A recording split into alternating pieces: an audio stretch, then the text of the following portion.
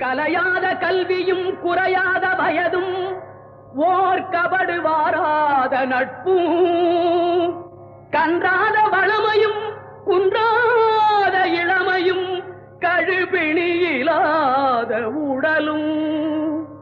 தலியாத மனமும் அன்பு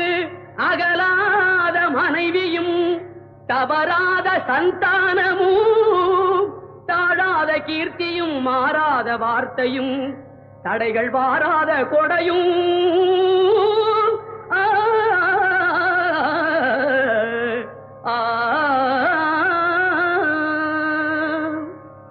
தொலையாத நிதியமும் கோணாத கோலும் ஒரு துன்பமில்லாத